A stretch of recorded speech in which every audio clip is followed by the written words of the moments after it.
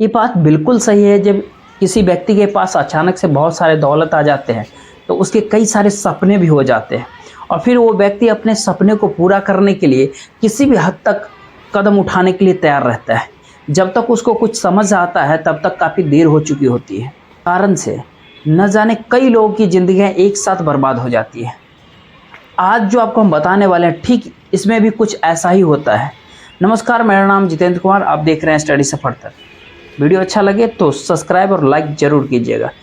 साथियों, आज की जो सच्ची घटना मैं आपको बताने वाला हूँ, दरअसल ये घटना होती है उत्तर प्रदेश की। उत्तर प्रदेश का एक ज़िला पड़ता है मुरादाबाद, और मुरादाबाद का एक कस्बा लगता है कांट, और इसी कांट कस्बे का रहने वाला इदरिस खान। और इदरिस जिनकी उम्र करीब करीब 40 वर्ष के आसपास होती है। इदरिस की पत्नी का नाम होता है कनीजा बेगम, और इदरिस के टोटल 5 बच्चे होते हैं, जिसमें बड़ा बेटा शहजाद होता है। इदरिस अपने ही गांव में यानी अपने ही क्षेत्रों में एक सिलाई की फैक्ट्री बना रखी है, जहां कपड़े सिलवा करके व्यापारियों को थोक में बिक्री करता है, जिससे काफ़ी सारा पैसा कमाता है।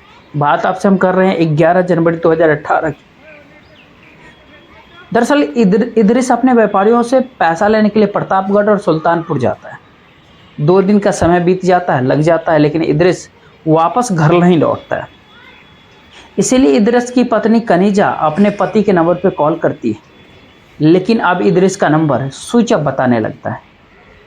इसके बाद से इदरिस का बेटा शहजाद उसके जितने भी जानने वाले लोग होते हैं सबके नंबरों पे कॉल करता है और अपने पिताजी के बारे में पूछताछ करता है, लेकिन इसके बावजूद भी इदरिस का कहीं कुछ अता पता नहीं चलता है।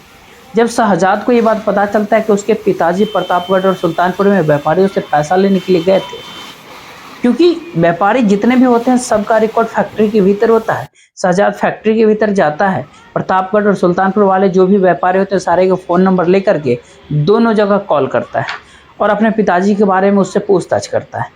सारे व्यापारी शहजाद को एक ही बात कह रहे थे कि 11 तारीख को इदरिस हमारे पास आया था, हमारे पास से 5 लाख रुपया कैश लेकर के 13 तारीख को यहाँ से निकल भी गया। अब जैसे ही 5 लाख रुपये की बात आती है, इस सुन करके शहजाद और काफ़ी घबरा जाता है। शहजाद दरअसल ये सोचने लगता है कि कहीं उसके पिताजी के साथ कुछ गलत तो नहीं हो गया है।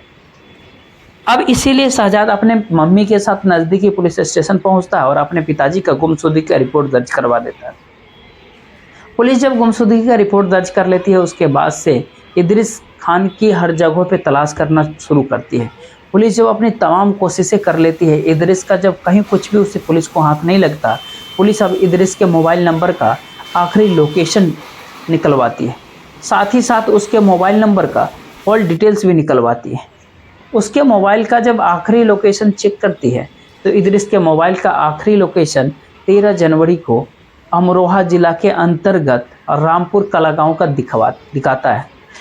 पुलिस जब उसके कॉल डिटेल्स को चेक करती है तो पता चलता है कि उसके भीतर एक ऐसा नंबर होता है, उस नंबर से इदरिस के नंबर पे 13 तारीख को करीब 50 बार कॉल किया गया था।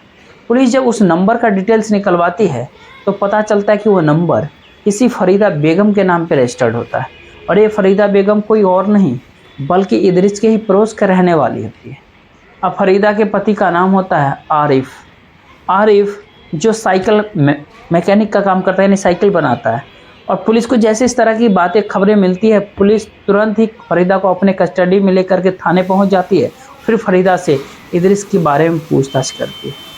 इधर फरीदा जब अपने सामने पुलिस वालों को देखती है, देख करके एकदम से घबरा जाती है और बिना सख्ती दबाव के ही तुरंत ही अपनी पूरी सच्चाई कबूल कर लेती है। फरीदा का कहती है कि साहब, इदरिस की हत्या कर दी गई है। लेकिन फरीदा जब इस हत्या की पूरी कहानी को पुलिस वालों को बयां करती है तो सच में इसको सुनने के बाद हर कोई घबरा सा जाता है। दरअसल इस कहानी की शुरुआत होती है वो घटना से करीब 2 वर्ष पहले, जब फरीदा इदरिस के ही फैक्ट्री के भीतर काम करने के लिए जाती थी। जब फरीदा जो काम करने जाती थी, काफ़ी फरीदा खूबसूरत होती है देखने में। इदरिस की फैक्ट्री में जब वो काम करने जाती है, इदरिस जब फरीदा की खूबसूरती को देखता है, देख करके इदरिस की नीयत ख़राब हो उठती है। उसके बाद से इदरिस जब भी अपने फैक्ट्री में जाता, फरीदा से बातचीत ही नहीं करता, बल्कि उसके कंपनी में जितने भी कामगार होते हैं जो काम करते हैं, सबसे ज़्यादा सैलरी उससे ज़्यादा फरीदा को देते हैं।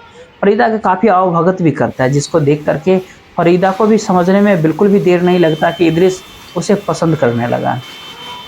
आखिरकार इदरिस की मेहनत एक दिन रंग लाती है और फिर इदरिस और फरीदा के बीच में अवैध संबंध बनना शुरू हो जाता है। दोनों के बीच में जैसे ही अवैध संबंध बनना शुरू होता है, इस बात की जानकारी फरीदा के पति के साथ साथ इदरिस के भी घर वालों को पता चल जाता है। अब ये सिलसिला करीब करीब 1.5 वर्षों तक चलता है। हालांकि इदरिस के घर परिवार वाले उसको काफ़ी समझाने की कोशिशें करते हैं, लेकिन जैसे जैसे समय बीतने लगता है इदरिस फरीदा से बेपनाह मोहब्बत करने लगता है। इस बात की जानकारी जब फरीदा के पति आरिफ को पता चलता है, अपनी पत्नी को काफ़ी समझाते बुझाते हुए कहता है कि जो तुम कर रही हो वो सब कुछ तुम छोड़ दो, क्योंकि इस वजह से समाज में मेरी काफ़ी बदनामी हो रही है। आरिफ की इतनी हैसियत भी नहीं थी उस दौरान कि वो डायरेक्ट जाकर के इदरिस से बातचीत कर सके। इसीलिए आरिफ अपनी पत्नी को ही समझाने की कोशिशें करता है और बार बार समझाने के बाद भी फरीदा अपनी पति की बात अगर नहीं मानती है और अक्सर इदरिस से मुलाकात करती रहती है। करीब करीब 5 महीने का समय जब बीत जाता है, फरीदा एक और बेटे को जन्म दे देती है। जैसे उसका तीसरा बेटा इस दुनिया में आता है, इदरिस कहता है कि ये बेटा तुम्हारे पति आरिफ का नहीं है बल्कि मेरा है। ये बातें आस पड़ोस के लोग को भी पता चल जाता है। लेकिन जैसे ही कुछ दिन का समय और बीतता है, घटना से ठीक करीब 15 दिन पहले एक दिन रात के समय इदरिस फरीदा के नंबर पर कॉल करता है। उस समय फरीदा, जो कि अपने पति के बगल में ही सो रही होती है, इदरिस जैसे ही फ़ोन करता है, फरीदा वहाँ पर से उठ जाती है और फ़ोन लेकर के वो बगल में जाकर के उससे बात करने लगती है। इदरिस फरीदा के प्यार में इस कदर से तब तक अंधा हो चुका था कि अब फरीदा को समझाते हुए कह रहा था कि तुम्हारे पति को रहते हुए हम दोनों एक कभी नहीं हो सकते। मेरे पास एक उपाय है, अगर तुम बुरा न मानो तो तुम्हारे पति को हमेशा के लिए इस दुनिया से हटवा देता हूँ, उसके बाद मैं तुमसे निकाह कर लूँगा।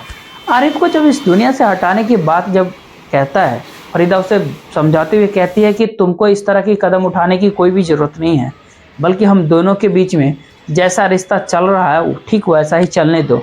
फरीदा जब इदरिस से बातचीत कर करके अपने बेड के ऊपर सोने के लिए आती है, ये सारी बातें उसका पति आरिफ सुन लेता है। उस समय तो आरिफ अपने पत्नी से कुछ भी नहीं कहता, लेकिन जैसे ही सुबह का समय होता है, आरिफ अपने बच्चों को हवाला दे करके अपने पत्नी को काफ़ी समझाता है। कहता है तुम जो कुछ भी बातचीत कर रही थी सारी बातें मैंने सुन लिया है, एक न एक दिन वो मुझे ज़रूर मार डालेगा, लेकिन इतना तुम याद रखना, आज तो तुमसे बेपनाह प्यार करता है, मोहब्बत करता है, लेकिन जिस दिन इदरिस का तुमसे भी दिल भर जाएगा वो तुम्हें भी जान से मार देगा। बेहतर है कि अभी भी समय है, तुम सही रास्ते पे आ जाओ। जब अपने बच्चों का हवाला दे करके तरह तरह की बातें कह करके आरिफ अपने पत्नी को समझाने की भरपूर प्रयास करता है, तब जा करके फरीदा की आंखें खुलती है। आरिफ अपने पत्नी को समझाते हुए कहता है कि एक न एक दिन इदरिस मुझे ज़रूर मारेगा। इससे पहले कि इदरिस मुझे मार डाले, मैं ही इदरिस को मार डालता हूँ, यानी ख़त्म कर देता हूँ, लेकिन इसमें तुम्हें साथ देना होगा। जैसे इस तरह की बातें वो कहता है, फरीदा भी अपने पति की बात मान लेती है और फिर फरीदा और उसके पति आरिफ दोनों मिल करके इदरिस को इस दुनिया से हटाने का एक षड्यंत्र बना लेते हैं। आरिफ अपनी पत्नी से कहता है कि मेरे कहने पे इदरिस कभी भी नहीं आएगा, बल्कि तुम इदरिस के नंबर पे कॉल करोगे और उससे मिलने के लिए बुलाओ। उससे कहना तुम कि जो कुछ भी तुम दोनों के बीच में चल रहा है वो सब कुछ मुझे मालूम है। उससे ये भी कह दो कि तुम मेरे पति मुझसे तलाक लेना चाहता, लेकिन इससे पहले तुमसे बातचीत करना चाहता है। जब वो मिलने के लिए आएगा हम उसका काम तमाम कर देंगे। जैसे अपने पूरे प्लान के बारे में वो बताता है, फरीदा अपने पति से कहती है कि दरअसल इदरिस प्रतापगढ़ और सुल्तानपुर में अपने व्यापारियों से पैसा लेने के लिए गया है। जैसे ही बाहर जाने की बात वो कहती है, आरिफ अपने पत्नी को समझाते हुए कहता है कि इससे बढ़िया मौका हमारे पास नहीं हो सकता है, तुम तुरंत इदरिस के नंबर पर कॉल करो और उससे मिलने के लिए बुलाओ। 13 तारीख को सुबह सुबह जब फरीदा इदरिस के नंबर पर कॉल करती है, इधर इदरिस अपने व्यापारियों से 5 लाख रुपया लेकर के अपने घर के लिए निकल चुका था। लेकिन इदरिस जब उधर से रवाना होता है, निकल जाता है, तब अपना मोबाइल साइलेंट मोड में रख करके अपने जिम में रख लेता है। इधर फरीदा लगातार इदरिस के नंबर पे कॉल कर रही थी, लेकिन इदरिस को ही पता ही नहीं चलता है। जैसे ही वो बस अड्डे पे आकर के उतरता है, जब अपना मोबाइल निकालता है तो देखता है कि उसके मोबाइल पे फरीदा ने करीब करीब 50 बार कॉल किया था, जिसको देख करके इदरिस भी एकदम से घबरा जाता है। कि आखिरकार फरीदा ने उसके नंबर पे इतने बार कॉल क्यों किया। इदरिस तुरंत ही फरीदा के नंबर पे रिटर्न कॉल करता है। जैसे ही फ़ोन करता है फरीदा उससे पूछती है तुम कहाँ पे हो अभी। इदरिस कहता है कि जस्ट अभी हम तुरंत बस अड्डे पे ही उतरा हूँ। फरीदा इदरिस से कहती है कि मेरा पति तुमसे बातचीत करना चाहता है। दरअसल वो मुझसे तलाक लेना चाहता है और इसी सिलसिले में वो तुमसे बातचीत करना चाहता है। अगर बातचीत करना चाहते हो तुम तो तुरंत बस अड्डे पे रुक जाओ, मैं वहीं पे पहुंच रही हूँ। जैसे ही इस तरह की बातें वो कहती है सुन कर के इदरिस भी एकदम से खुश हो जाता है। कहता है कि मैं यहीं बस अड्डे पे तुम्हारा इंतज़ार कर रहा हूँ, तुम जल्दी से आ जाओ। इधर फरीदा भी अपने पति आरिफ को लेकर के बस अड्डे पहुँच जाती है। अब जैसे ही बस अड्डे पे पहुँचते हैं फरीदा इदरिस से कहती है कि हम यहाँ पर बातचीत नहीं करेंगे, बल्कि रामपुर गांव में एक मेरा भाई है जिसका नाम होता है फरमान। फरमान भी इसी सिलसिले में तुमसे बातचीत करना चाहता है। फरमान अपने घर के ऊपर एक हमें दावत भी दिया है, तुम भी हमारे साथ वहीं पे चलो और वहीं पे बैठ कर के बातचीत भी कर लेंगे। इदरिस भी फरीदा की बात मान लेता है और फिर दोनों के साथ अमरोहा गांव के रामपुर काला गांव में फरमान के घर पे पहुंच जाता है। जब इस सारे लोग उसके घर पे जाते हैं तो इदरिस दोनों से कहता है कि पहले मुझे शराब चाहिए। आरिफ कहता है कि अगर शराब पीना है तुम्हें तो मार्केट में जाना पड़ेगा। मार्केट में जब जाने की बात कहता है इदरिस भी आरिफ की बात मान लेता है। उसके बाद से आरिफ अपने साले फरमान और इदरिस के साथ बाज़ार जाता है और शराब की दुकान से कुछ शराब की बोतलें खरीदता है। ये बोतल खरीदता है फरमान उन दोनों से ये भी कहता है कि हम शराब यहाँ पर बैठ कर के नहीं पी सकते, बल्कि गांव में एक मेरे आम का बगीचा है जहाँ पर कोई भी नहीं आता जाता है, हम सारे लोग वहीं चलते हैं और आराम से बैठ कर के शराब पीते हैं। उसके बाद से फरमान दोनों को लेकर के अपने ही गांव के एक आम के बगीचा में लेकर के जाता है। जब आम के बगीचे में वो लोग बैठते हैं शराब तो बैठ कर के पीते हैं, लेकिन साथ ही साथ आरिफ इदरिस को समझाने की कोशिशें करता है। आरिफ इदरिस से कहता है कि तुम मेरी पत्नी को छोड़ दो, क्योंकि हम बेहद ही गरीब परिवार से हैं। तुम्हारे पास अच्छा खासा पैसा है, तुम्हारा तो कुछ भी नहीं होगा, लेकिन मेरे बच्चों का भविष्य खराब हो जाएगा। बच्चों की हवाला देने की जब बात कहता है इदरिस उसे कहता है कि जो तुम्हारा तीसरा बेटा हुआ है, दरअसल वो तीसरा बेटा तुम्हारा नहीं है बल्कि मेरा है। मैं किसी भी हाल में फरीदा से ज़रूर शादी करूँगा। जैसे ही आरिफ के तीसरा बच्चा का अपना बेटा वो कहता है, ये बात सुन करके आरिफ और उसका साला दोनों काफ़ी गुस्से में आ जाता है। इतना गुस्सा में आता है कि उसी समय ही इदरिस की गला दबा करके हत्या कर देता है। उसके बाद से फरमान अपने घर पे जाता है और घर पे एक फावड़ा लेकर के फिर जाता है और उसी फावड़ा से बगीचे में ही करीब करीब 5 फुट एक गड्ढा खोदता है और उसी गड्ढे के भीतर इदरिस की लाश को डाल करके मिट्टी डाल देता है। लेकिन जब उसकी लाश को गड्ढे में डालता है उससे पहले ही फरमान और आरिफ उसके पास से 5 लाख रुपया भी ले लेता और साथ में उसका मोबाइल भी ले लेता है। मोबाइल को तो स्विच ऑफ कर देता है, लेकिन उन पैसों में से दोनों आधे आधे का बंटवारा कर लेता है और उसके बाद से वापस अपने अपने घर चले जाते हैं।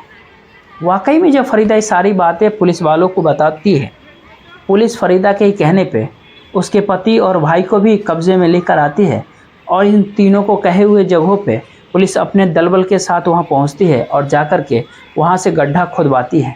आखिरकार उस गड्ढे के भीतर से इदरिस की लाश बाहर निकलती है। पुलिस सबसे पहले इदरिस की लाश को अपने कब्जे में लेकर के उसे पोस्टमार्टम के लिए जिला अस्पताल भेज देती है और फिर इन तीनों के ऊपर गंभीर धाराओं में मुकदमा दर्ज करके अगले दिन जिला अदालत में पेश करती है, जहां से इन तीनों को जेल भेज दिया जाता है।